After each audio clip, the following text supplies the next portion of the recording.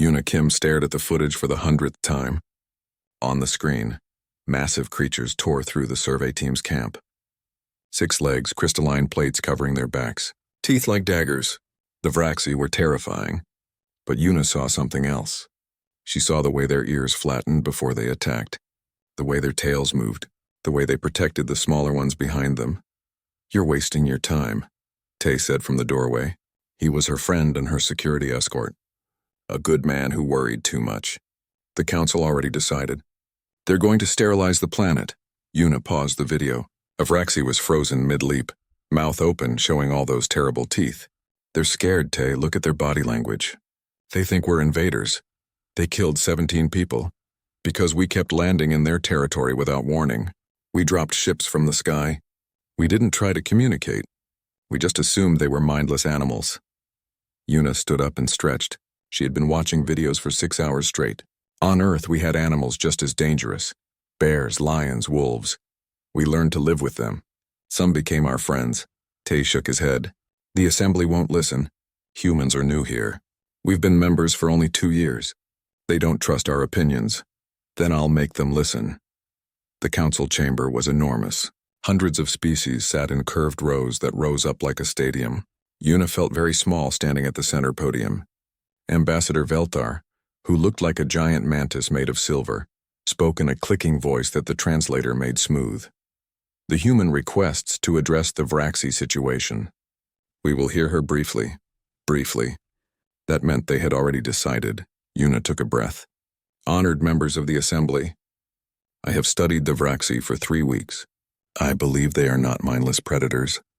They show complex social behavior, family groups, coordinated hunting, protection of young.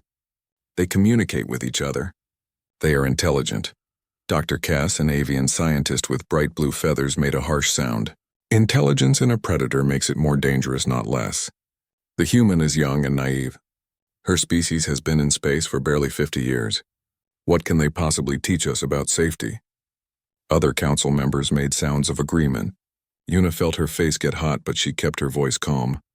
"My planet, Earth, was what you classify as a Class 9 death world. We had predators everywhere. Some weighed more than your shuttles. Some had venom that could kill in seconds. Some hunted in packs of hundreds. But we survived. We learned their language. Not words, but body language, sounds, behaviors. We learned to show them we were not threats or prey. Some predators became our companions, dogs, cats, even birds of prey." "Fairy tales," Dr. Cass said. "Predators do not befriend prey. Humans are not prey," Yuna said quietly. "We are also predators. We hunted in packs. We used tools and strategy.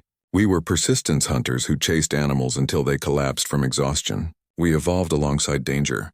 That is why we understand the Vraxi. They are not evil. They are afraid." The chamber filled with noise. Some council members shouted. Others made clicking or whistling sounds that the translator couldn't keep up with. Ambassador Velthar raised a limb for silence. The council appreciates the human perspective. However, 3 survey teams have been lost. The risk is too great. We will proceed with planetary sterilization protocols. The session is concluded. Yuna stood at the podium watching them file out. Her hands shook. She had failed. Back in her quarters, she called up the star charts. Ferrith 7 was only 2 days away by fast ship. The sterilization fleet would take a week to prepare. She looked at Tay, who was making tea in her small kitchen. "I need to borrow a ship," she said. Tay nearly dropped the cup. "Yuna, no. That's suicide. I won't let them kill an entire species without trying. The Vraxi deserve a chance." The council said no. "The council is wrong." Yuna pulled up more videos on her tablet. "Look, see this?" When the first team landed, the Vraxi watched from the trees. They didn't attack immediately. They observed. It was only when the team set up the drilling equipment that they attacked. The team was right on top of a den. Can you imagine? Strange beings from the sky with loud machines digging into your home? Any Earth predator would attack too. Tay sat down heavily. "Even if you're right, you can't just land there. You'll die." "Maybe, but maybe I can talk to them. Show them we're not all invaders. Show the council that communication is possible." She looked at her friend. "I need a pilot. Someone who trusts me. I'm security, not a pilot." "I know, but you know who is." Day Park owed Yuna a favor. 2 years ago, she helped him smuggle his sister out of a quarantine zone when the medical protocols were stupid and wrong. His sister lived because of it. When Yuna explained her plan, he listened without interrupting. "You're crazy," he said finally. They were in his small ship, the Blue Sky, docked at the station's commercial port. "But you saved men. I owe you everything. I'll fly you." Hana Choi was harder to convince. She was the best communication specialist Yuna knew, but she was also cautious and logical. "The probability of death is extremely high," Hana said, adjusting her glasses. She always stated facts plainly. "I know. The council will be angry. We might be expelled from the assembly. I know. We have no weapons, no backup, and no approval. I know." Hana was quiet for a long moment. Then she smiled slightly. "When do we leave?" "Tonight. Before the council can stop us, they left in darkness." The Blue Sky was small and fast, designed for cargo runs, not exploration. Yuna sat in the back, studying everything she could find about Vraxi behavior. Tay checked their minimal weapons, which Yuna made him promise not to use unless absolutely necessary. Hana set up communication equipment, though she admitted she had no idea what frequencies the Vraxi might use. Varath 7 grew larger in the view screen. It was beautiful. Green and blue with white clouds swirling across the surface. Somewhere down there, the Vraxi were living their lives, not knowing that ships were coming to destroy them. "Landing zone selected," Day said, "near the largest den site, where the last team was killed." "Perfect," Yuna said. "That was sarcasm, right?" Tay asked. "No. If we're going to communicate, we should go where they are. Show them we're not afraid. Show respect for their territory." The ship descended through the atmosphere. Yuna's heart pounded. She thought about every predator she had ever worked with on Earth. The wolf pack she helped rehabilitate, the injured tiger she nursed back to health, the bears she studied in Alaska. All of them had been dangerous. All of them could have killed her. But she learned their language. She showed respect. She never showed fear even when she felt it. The Blue Sky touched down in a clearing surrounded by massive trees that glowed faintly with bioluminescent moss. The forest was beautiful and alien. Somewhere in those trees, the Vraxi were watching. Yuna stood up. "Let's meet our new friends." The air on Varath 7 was thick and warm. It smelled like rain and something else, something wild that Yuna couldn't name. She stepped off the ship's ramp and stopped. The forest was silent. Too silent. Every animal instinct in her body said that predators were watching. "Stay by the ship," she told her team. "Don't make sudden movements. Don't show weapons. Just watch." Tay moved beside her, his hand near his weapon but not touching it. "I'm not letting you go alone." "Then move slowly. Keep your body relaxed." Yuna walked forward 10 steps and stopped. She looked around at the glowing trees. "I know you're there. I know you're watching. We're not here to hurt you. We're here to talk." Her words meant nothing to the Vraxi, but her tone might. Her body language might. She kept her shoulders down, her movements slow and calm. In her pocket, she had a small speaker that could amplify her voice to deeper frequencies. Some Earth predators responded better to low sounds. Something moved in the trees. A shadow, massive and quick. "Contact," Hana whispered from near the ship. She was monitoring thermal readings. "Multiple heat signatures. At least 12. "They're surrounding us." "Good," Yuna said. "That means they're curious. If they wanted to kill us, we'd be dead already." Tay made a nervous sound. "That's not comforting." More movement. The shadows were getting closer, more bold. Yuna could see shapes now between the trees. They were huge, easily twice the size of Earth's largest bears. 6 legs made them move in a strange flowing way. Their crystalline backs caught the light from the glowing moss and sparkled. One of them stepped into the clearing, an adult, massive and scarred. Its eyes were yellow and intelligent. They locked onto Yuna. The creature's ears moved forward, focused on her. Its tail was low, but not between its legs. Cautious, evaluating. Yuna stayed very still. She wanted to reach for her speaker, but that movement might trigger an attack. Instead, she just breathed slowly and kept eye contact. Not a threatening stare. A calm one. She had done this with wolves. With big cats. The key was to show you were neither prey nor a challenger. The Vraxi took another step. Then another. It was close now, maybe 15 feet away. Yuna could see the details of its face, the way its nostrils flared, taking in her scent, the slight movements of its ears, the texture of its crystalline scales. "Yuna," Tay said very quietly, "please be careful." The Vraxi's attention snapped to Tay. Its ears flattened slightly. Yuna felt her heart race. That was a warning sign. She needed to redirect its focus. She made a low sound in her throat. Not quite a growl. More like a rumble. The Vraxi's ears swiveled back to her. Good. She had its attention again. Then something small rushed past the adult. A juvenile, maybe a third the size of the adult. It moved with the clumsy energy of youth, curious and excited. The cub ran toward Yuna, stopped halfway and made a snapping sound with its jaws. Not attacking, playing. Yuna recognized that behavior. Wolf pups did the same thing. Testing, playing, learning social boundaries. The cub's ears were up, its tail was high and wagging slightly. It snarled at her, showing small but sharp teeth. This was the moment. The moment that would decide everything. Yuna dropped into a crouch, making herself smaller and less threatening. She looked at the cub and made a decision that was either brilliant or stupid. She curled her lips back and growled. Not a human sound trying to be a growl. A real growl from deep in her chest, the kind that Earth predators understood on an instinctive level. The cub froze. Its ears shot up, fully alert. Behind it, the adult went completely still. For 3 long seconds, nothing moved. Nothing breathed. Then the cub dropped its front legs, raised its back end, and made a playful bouncing motion. Its tail wagged faster. It approached Yuna and suddenly rolled onto its back, exposing its belly, legs in the air. The universal sign of submission and trust. Yuna heard Hana gasp behind her. She heard Tay say something she didn't catch. All her focus was on the cub at her feet. Slowly, carefully, she reached out and touched its belly. The fur was soft and warm. The cub made a purring sound and wiggled. The adult Vraxi made a deep sound in its chest. Yuna looked up at it, her hand still on the cub. This was the real test. Would the adult see her as a threat to its young, or as something else? The adult's ears were forward but not flattened. Curious. Its tail rose slightly. It took a step closer, then another. It lowered its massive head and sniffed Yuna's hair. Its breath was hot and smelled like meat. Yuna stayed very still. The adult sniffed her shoulder, her arm, the hand touching its cub. Then it did something unexpected.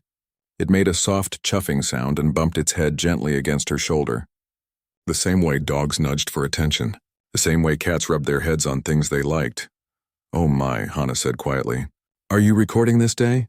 "Every second," Day replied from the ship. More Vraxi emerged from the trees. Some were adults, some were juveniles. They moved cautiously but not aggressively. The cub at Yuna's feet rolled back over and bounded to another cub, and they started playing together, tumbling and making happy sounds. Yuna slowly stood up. The adult that had bumped her stayed close. She recognized this as the pack leader, the alpha. Every movement it made was measured and deliberate. It was deciding whether she was safe. "Hello," Yuna said softly. "We're friends. We won't hurt you." The alpha tilted its head. Obviously, it didn't understand the words, but it understood the tone. It made another chuffing sound and turned slightly, showing her its side. Not a threatening position. An invitation. Yuna took a careful step forward, then another. She was walking beside the alpha now, deeper into the clearing.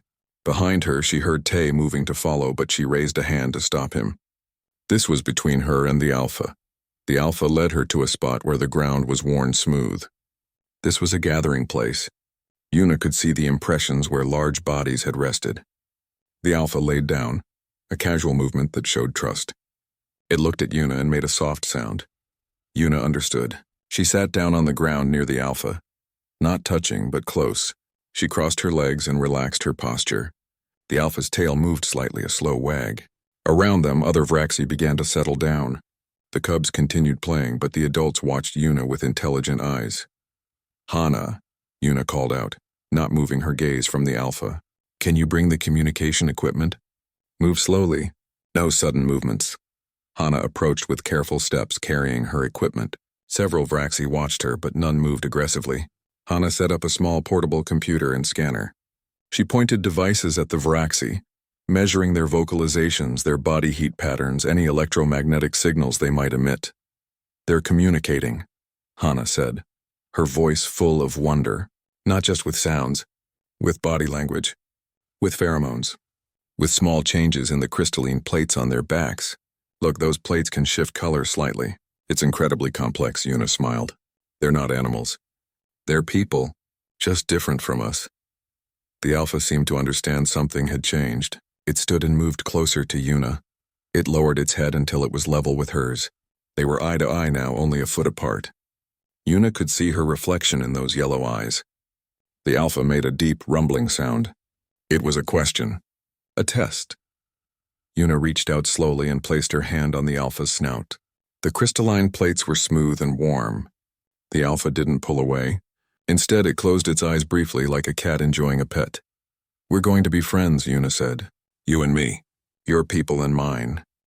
3 days passed on Vareth 7. 3 days that changed everything Yuna thought she knew about communication. The Vraxi were not simple creatures. They had culture. They had rules. They had families. The Alpha, who Yuna started calling Big Gray because of the silver tone in its crystalline scales, introduced her to the pack structure. There was a hunting group led by a scarred female. There was a group that watched the cubs, mostly older Vraxi, who moved more slowly. There was even what looked like a teaching group, where young Vraxi practiced hunting skills on old logs and played complex games. Yuna sat in the clearing with her tablet, making notes while 3 cubs tumbled over her legs. They had lost all fear of her. One was trying to eat her boot. Another was sleeping with its head on her knee. The third was batting at her stylus every time she tried to write. "They like you," Tay said. He was sitting nearby, more relaxed now but still watchful. "I've never seen anything like this. They're pack animals. Social creatures. Once the Alpha accepted me, the rest followed." Yuna gently moved the cub away from her boot. It made a disappointed sound and went to chew on Tay's boot instead. "The key is showing you understand their language." Hana was 20 feet away, surrounded by her equipment and several curious adult Vraxi. They seemed fascinated by her technology. One kept touching the screens with its nose, making them light up. Hana was collecting data on everything. Their vocalizations, their movement patterns, the way their crystalline plates changed color with their moods. "This is incredible," Hana called out. "They have at least 40 distinct vocalizations. And the plates. They use them like we use facial expressions.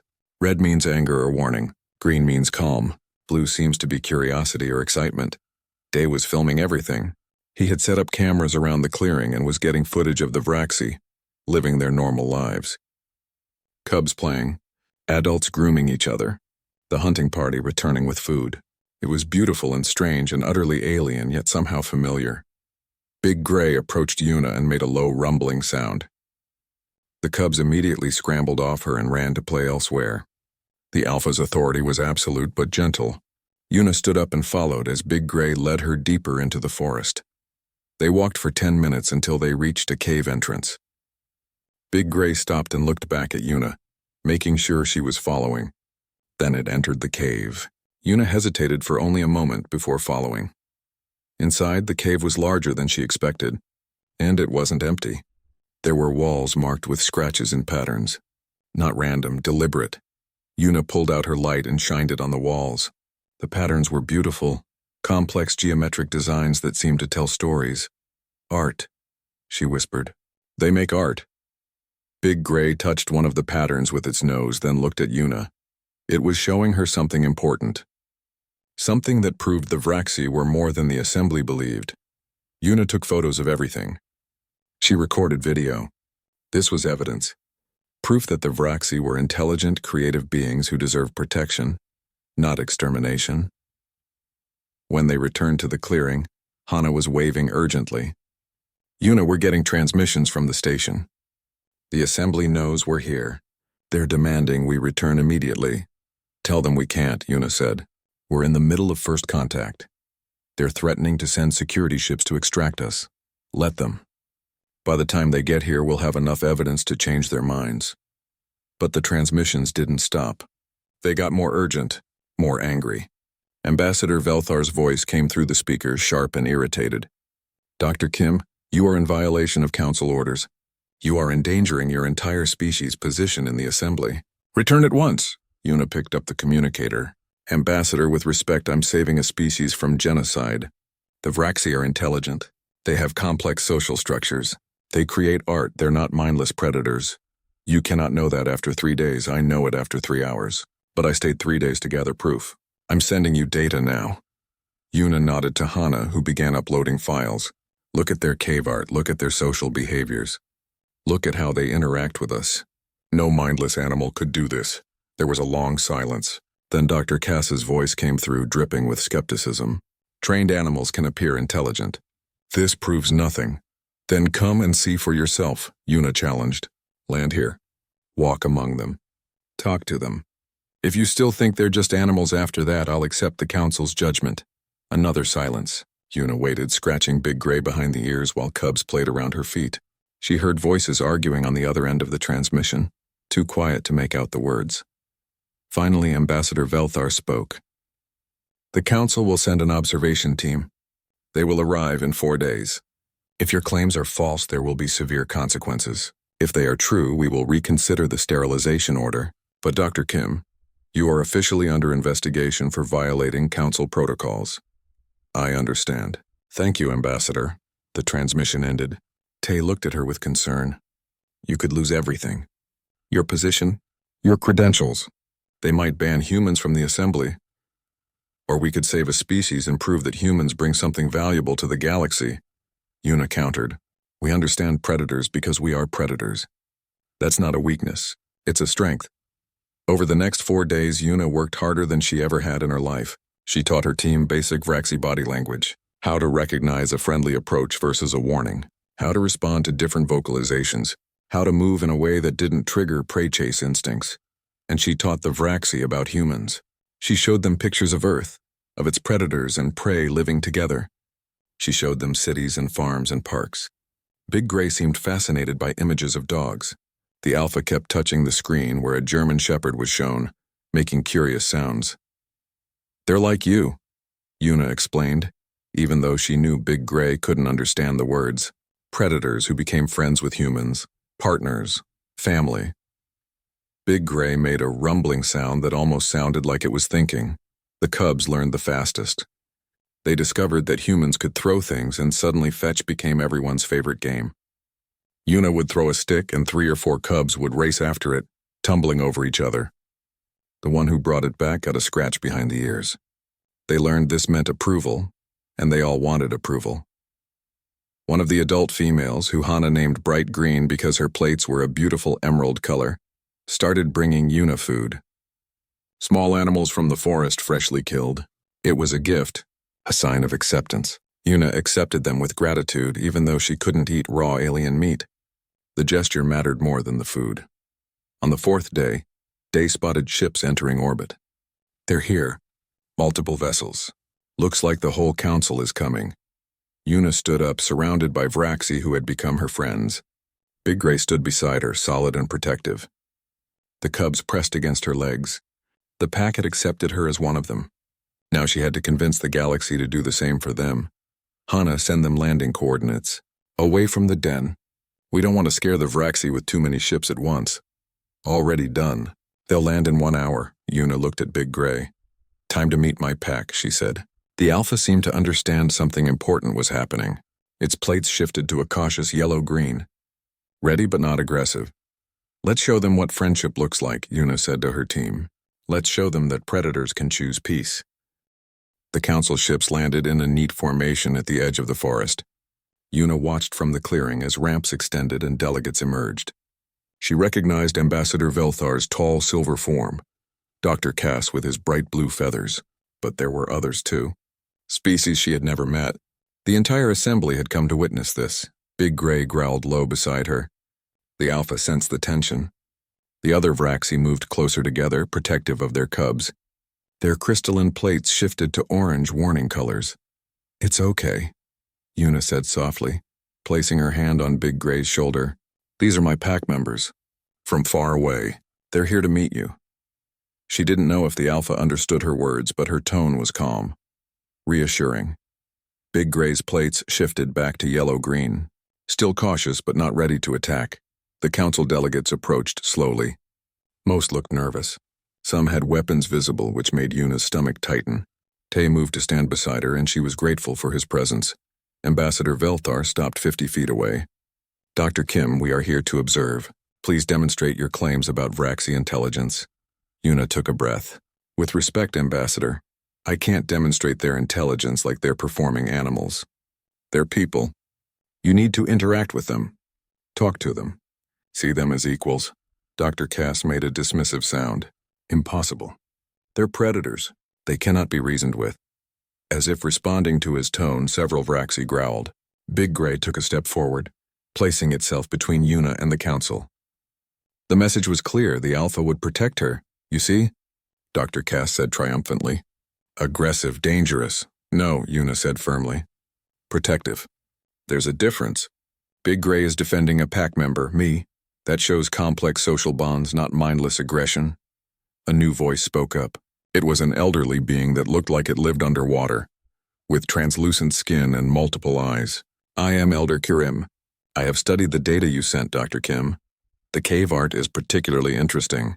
May I see it in person? Of course. Una gestured to Big Gray. The Alpha looked at her, then at the Elder. Slowly, Big Gray stepped aside. Una led Elder Kurim toward the cave, and Big Gray followed at a respectful distance. Inside the cave, Elder Kurim examined the wall patterns with multiple eyes. The Elder was silent for a long time, moving from pattern to pattern. Finally, the Elder spoke. This is not random. These are stories, history. This pattern here shows a hunt. This one shows a gathering. This one appears to be a star chart. Dr. Kim, you are correct. These beings are fully intelligent. Then we must stop the sterilization, Una said. It is not that simple. Elder Kurim turned to face her. The assembly was founded by prey species, herbivores, omnivores who evolved from prey. We created the assembly to protect ourselves from predators. For 10,000 years, we have excluded carnivores from membership. It is written into our founding laws. Then the laws are wrong, Una said. You're judging an entire category of life based on fear, not facts. You speak boldly for such a young species. My species learned to speak boldly. We had to. Earth was a death world. Class 9. Everything there tried to kill us. Predators, diseases, weather. Even the plants were dangerous. But we survived. We learned that predators aren't evil. They're just different. Elder Kurim's eyes swirled with colors Una couldn't interpret. Your species is unusual, Dr. Kim. Most species evolve in stable environments. Safe environments. You evolved in chaos and danger. Perhaps that is why you see the Vraxi differently than we do. They returned to the clearing to find more council members interacting with the Vraxi. One delegate, a being made of what looked like living crystal, was cautiously touching noses with bright green. Another, a fuzzy mammalian species, was watching the cubs play with obvious fascination. But Dr. Cass stood apart, arms crossed, refusing to approach. This proves nothing. You have domesticated a few individuals. That does not make the entire species suitable for contact. A new ship arrived, smaller and faster than the council vessels. A human woman emerged, flanked by 2 assistants. She was older than Una, with gray in her hair and command in her posture. Ambassador Gina Sung, the highest-ranking human in the assembly. Ambassador, Una said, surprised. I didn't expect you. When one of our people risks everything to save a species, I pay attention. Gina looked around the clearing, at the Vraxi and the council members. I also brought someone who might help explain why humans see this situation differently. May I present Wu Han, Earth's chief xenoanthropologist. Wu was a small man with kind eyes and gray hair pulled back in a neat tail. He carried a portable computer and looked more excited than worried. Dr. Kim, I've reviewed all your data. It's extraordinary. But I think the council needs to understand the context of why you succeeded where others failed. He activated his computer, projecting a hologram that everyone could see. It showed Earth rotating slowly. Red zones covered most of the planet. This is Earth as the assembly classifies it. Class 9 Death World. 97% of the planet is considered lethal to most assembly species. Megafauna predators, venomous creatures, extreme weather, dangerous microorganisms. Humans evolved in this environment. They are the only species in the known galaxy to achieve intelligence while simultaneously being both predator and prey. The hologram shifted to show various Earth predators. Lions, tigers, bears, wolves, sharks, crocodiles, each one larger and more dangerous than most council. Members humans survived by learning to understand these predators, Wu continued. They studied them, communicated with them. Eventually they domesticated some. Dogs evolved from wolves. Cats chose to live with humans. Humans even learned to work with birds of prey, using them to hunt. Dr. Cass interrupted. That's impossible. Predators don't form bonds with other species. Predators don't form bonds with prey species, Wu corrected. But humans are also predators. They were persistence hunters. They hunted in packs using tools and strategy. They could run for days without stopping, chasing prey until it collapsed from exhaustion. No other species in the galaxy evolved this way. Humans are unique. He pulled up new images showing humans with various animals. Dogs sitting beside people, cats sleeping on laps, falcons perched on arms, even massive horses being ridden by small humans. This is why Dr. Kim succeeded, Wu said. She speaks the language of predators because humans are predators. She understands pack hierarchy, territory, body language. These are instincts most assembly species lack because they evolved as prey. They evolved to run from predators, not communicate with them. The clearing went silent. Council members looked at each other, then at Yuna, then at the Vraxi. Elder Kurim spoke softly. This explains much. The assembly has been limited by our own evolution. We cannot understand what we have always feared. That's why you need humans, Yuna said. We're not better than you. We're different. We can bridge the gap between predator and prey species. We can translate between worlds you've never been able to reach. Ambassador Gina stepped forward. The assembly faces a choice. You can maintain your old fears and continue excluding predator species, limiting your growth. Or you can embrace diversity, including humans and Vraxi, and become something greater. Big Gray chose that moment to walk up to Dr. Cass. The avian scientist froze in fear. The alpha sniffed him, tilted its head, and made a soft chuffing sound. Then it sat down and looked at Dr. Cass expectantly. What does it want? Dr. Cass asked, his voice shaking. It wants you to stop being afraid, Yuna said. Try touching its head, gently. Dr. Cass slowly, hesitantly extended a wing. His feathers trembled.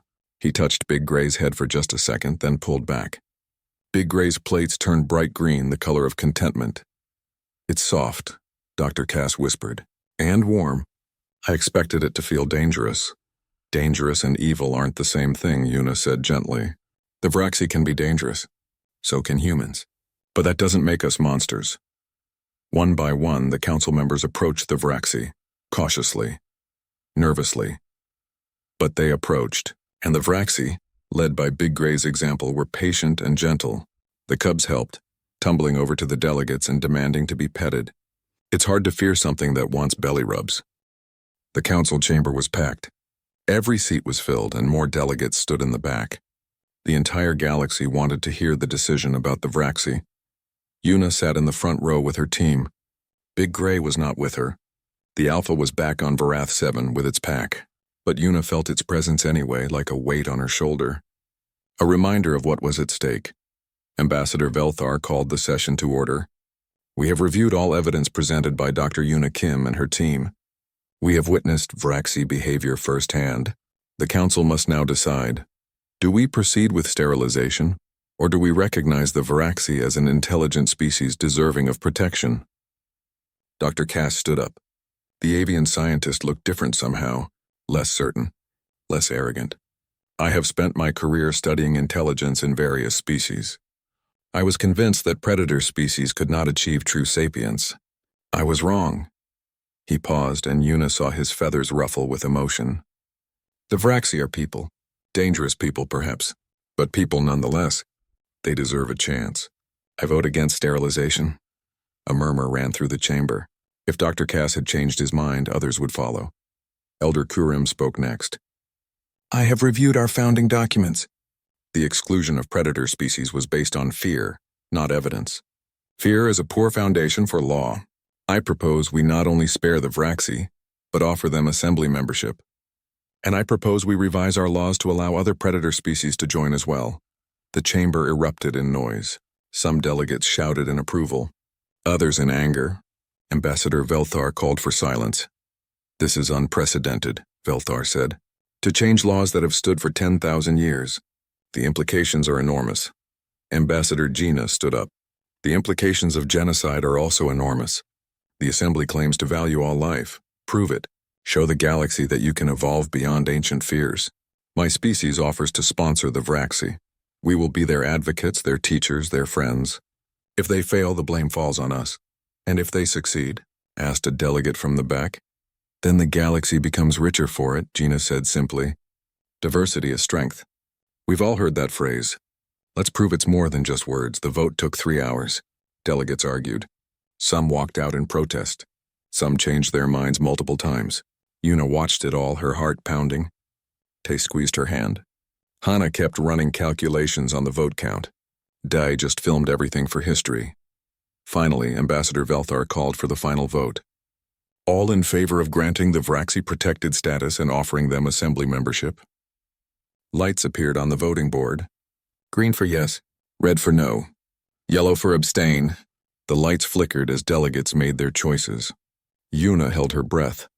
Green lights outnumbered red by a narrow margin. The chamber exploded with noise. Yuna felt tears on her face. Tay hugged her. Hana was laughing and crying at the same time.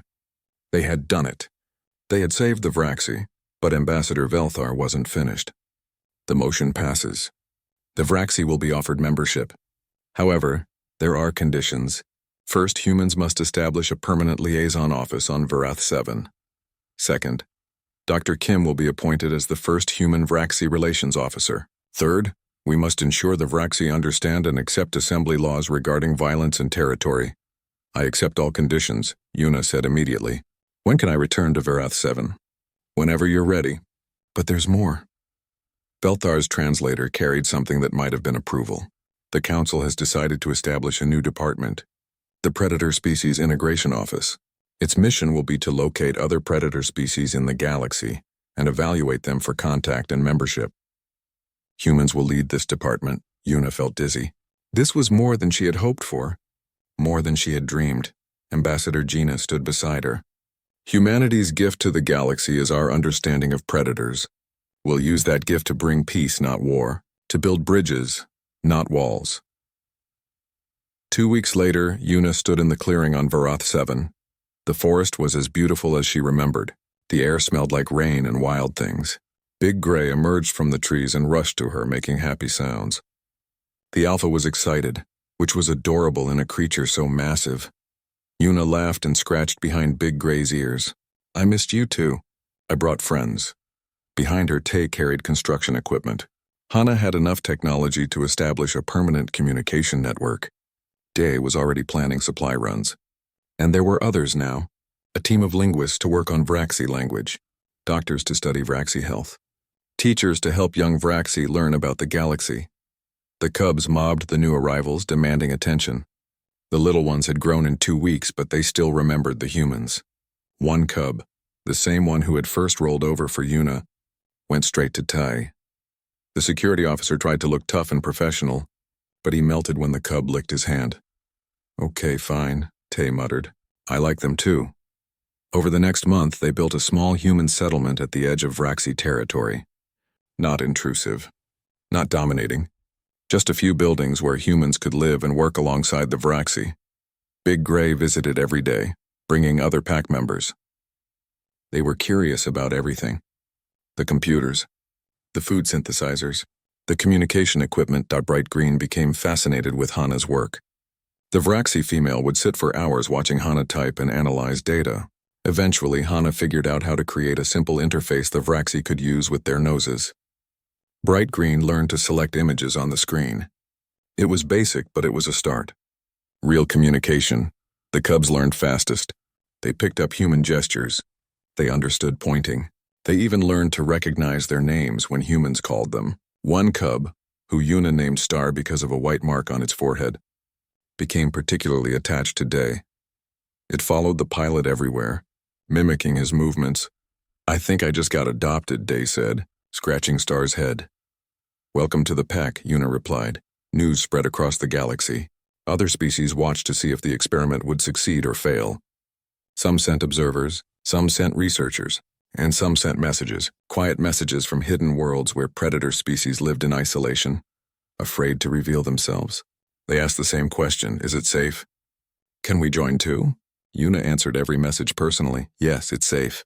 Come meet us. Show us who you are. 6 months after the vote, the first new predator species arrived at the assembly station. They were called the Core. Massive feline beings from a heavy gravity world.